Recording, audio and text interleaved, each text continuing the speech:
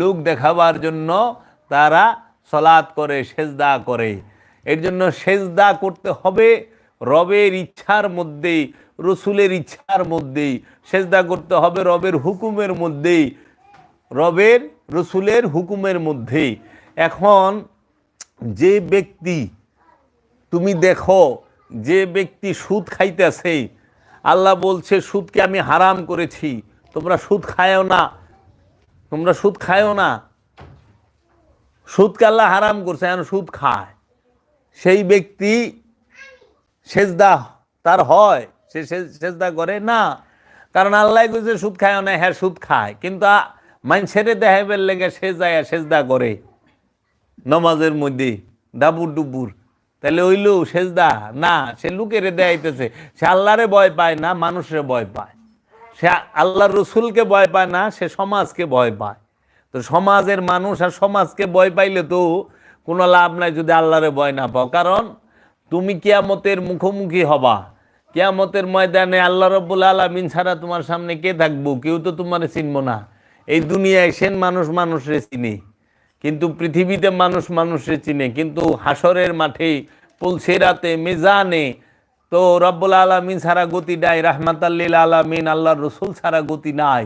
তো ভয় যদি করতে হয় আল্লাহর রসুলকে ভয় করো, ভয় যদি করতে হয় আল্লাহ রব্বুল আলামিনকে ভয় করো। এখন মানুষ রসুলকেও ভয় করে না, ওলিয়ে কামেলকেও ভয় করে না, রবেরও ভয় করে না, ভয় করে পাড়া প্রতিবাসী লোকজন রে। আল্লাহ কইছে লোভ করো না, লোভ করা হারাম। আল্লাহ বলছে জিনা করো না, জিনা করা হারাম। আল্লাহ বলছে আত্মসাৎ করো না, আত্মসাৎ করা হারাম। আল্লাহ বলছে অহংকার করো না, অহংকার করা হারাম। তাহলে আল্লাহ যেটা বলছে যে অহংকার করো না, তাহলে অহংকার না করা এটা হলো সেজদা।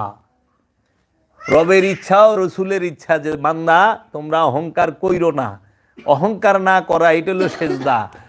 তোমরা লোভ করো না, লোভ না করা হইলো সেজদা। অহনে তো দিহি লুবি মানুষ, সে নামাজও পড়বার যায় জান্নাতের লুবে, নামাজও পড়বার যায় জান্নাতের লুবে।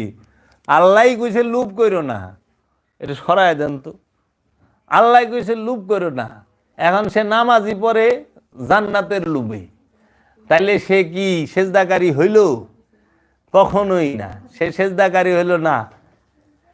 এর জন্য লোভে না, সেজদা করতে হবে মহব্বতে। মহব্বত করলে সেজদা হয়, প্রেমের সেজদা দিতে হয়। এখন তুমি যে মুসলমান করবা, মুসলমান হইবা, মুসলমান কারে করবা? আমি একটু ওর থেকে ছুটে গেছিলাম মুসলমানের যে ছেলেটা যে সন্নাতে খাতনা দেবার জন্য হসপিটালে নিল, ছেলেটা মইরা গেল গা। এরে কি একটুটুক চামড়া, শরীরের যে কোনো একটা অঙ্গের থেকে একটুটুক চামড়া কাইটা ভালাই দিব, দিলে সে মুসলমান হয়ে গেল। এখন তোমরা কি জানো এই দেহটা যে মুসলমান?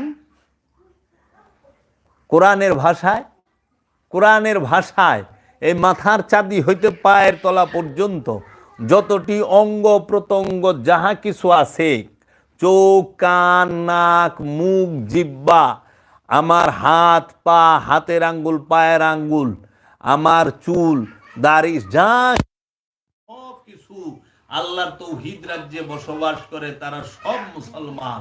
এই দেহটা মুসলমান। তাহলে মুসলমান না কে?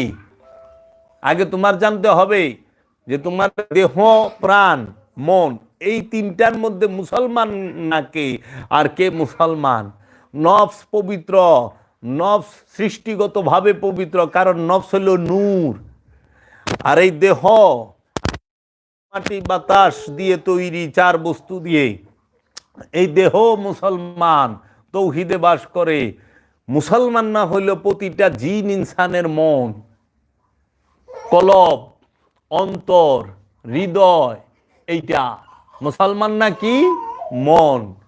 তাহলে মুসলমানকে আমার নফস মুসলমান মানে আত্মসমর্পণকারী, নফস পবিত্র, আমার এই দেহ সে মুসলমান। কিন্তু মুসলমান না হইলে আমাদের কলব। কেন মুসলমান না? কারণ কলবের মধ্যে শয়তান রূপী, খান্নাস রূপী শয়তান অবস্থান করে।